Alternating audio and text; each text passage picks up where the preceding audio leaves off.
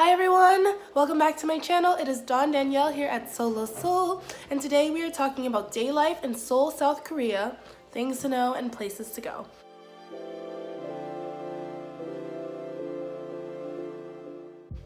First and foremost, currency is called won. 10,000 won is about $9 US, and overall I have to say that South Korea was pretty average in cost. I did a lot of shopping, a lot of eating, and I stayed in a hostel.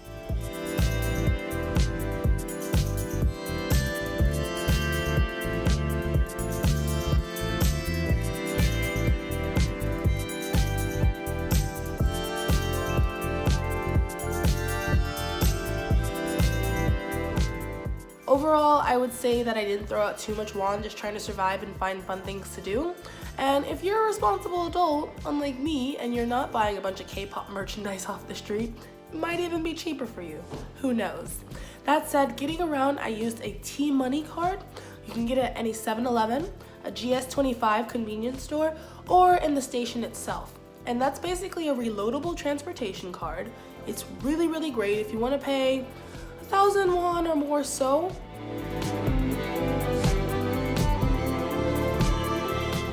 You can get a really cute one with line friends or K-pop stars on it, and then every time you swipe your card to go to the metro, you're like, "Aw, aw." Or you can just get a regular basic one to get around. It's up to you, but it's called a T-Money card. It's really great. You can use it in the metro, buses, and some taxis as well.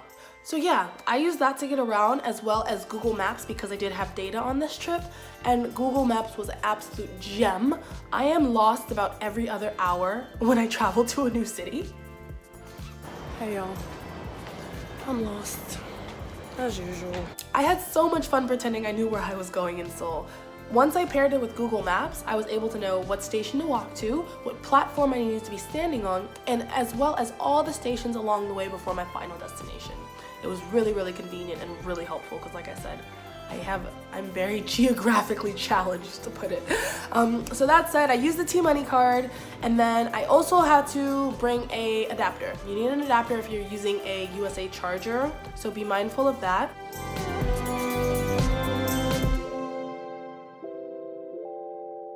It's a really great city, and safe city for that matter, for walking around too. Nobody was bothering me. The locals seem really reserved, kind of quiet, minding their own business. And I wouldn't say it's a very English-friendly city at all, but personally, I'm the kind of traveler that when I go somewhere, I don't expect the people to accommodate me or speak English with me because I'm a tourist invading their daily lives. They don't have to accommodate me. But that said, it's not a very English-friendly city. The locals were pretty cool when I was shopping at the markets, were helpful. They were more than happy to make a sale, you know, but other than that, they kind of kept to themselves. I hung out with a lot of other travelers, and we went to some really awesome places.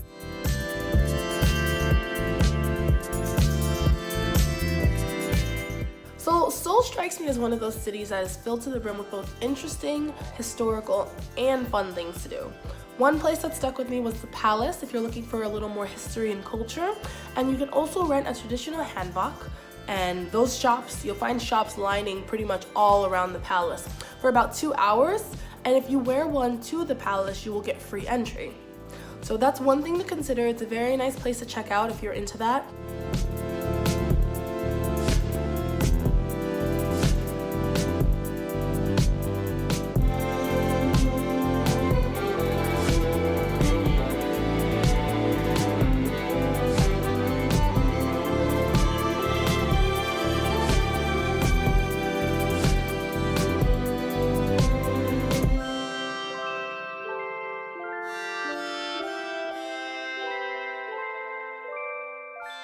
We also stumbled across the museum for the man who made the Korean alphabet.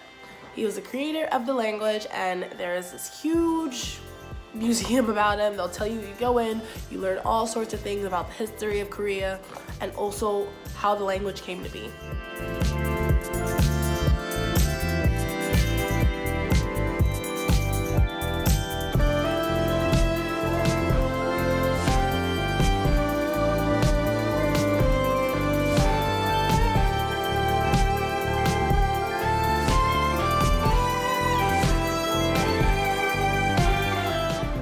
also went to an animal cafe, and for those of you who don't know what that is, it's basically your typical cafe where you can eat and drink, but animals are somehow incorporated into it. So you have cat cafes, dog cafes, penguin cafes, hedgehog cafes, owl cafes. I will say this, I'm a little torn on them because some of the cafes, like especially if they have like nocturnal animals, I'm a little worried about their sleep cycles and issues of, you know, the health and happiness of the animal. But at the same time, I've been to some cafes where they do seem so happy, and versus being in a cage, the animals seem to be enjoying themselves much more. So like I said, I'm a bit torn on it. It just depends on where you go. You can do your research and see if there's any history of abuse or anything like that. I think it's a bigger issue with the customers mishandling and getting too excited when they go in and play with the animals versus the actual cafes. But I don't know anything on that. I'm not going to comment on it until I educate myself on it. But I personally went to the bunny cafe, which was it was fun, but the bunnies are antisocial. They only like you if you feed them lettuce.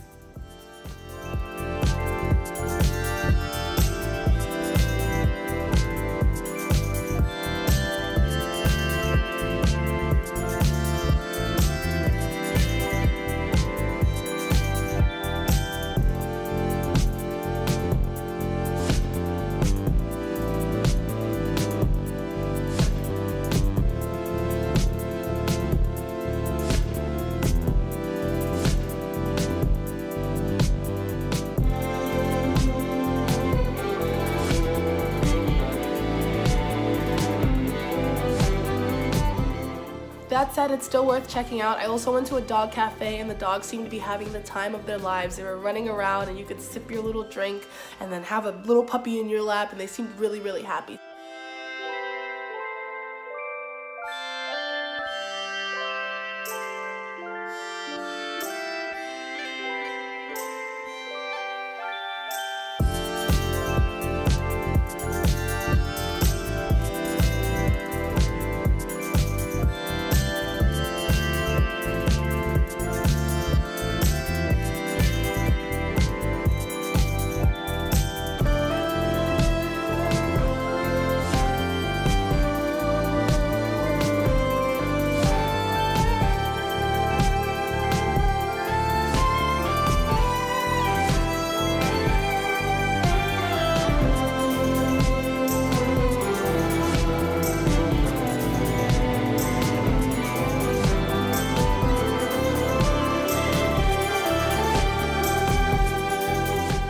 There's karaoke if you're down to go sing yourself some K-pop jams at night.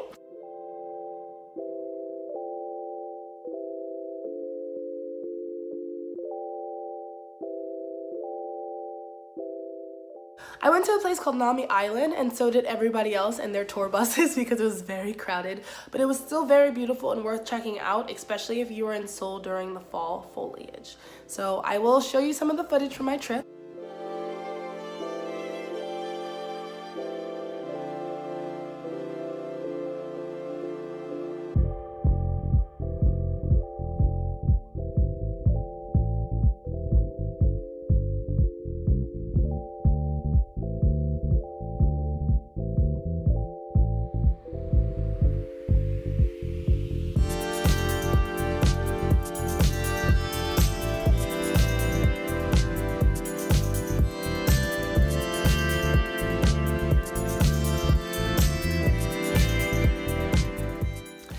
So overall, I did have a very, very fun time in Seoul. I will continue places to go and things to know in my next video. Thank you all for watching so much, and I will see you on the next adventure.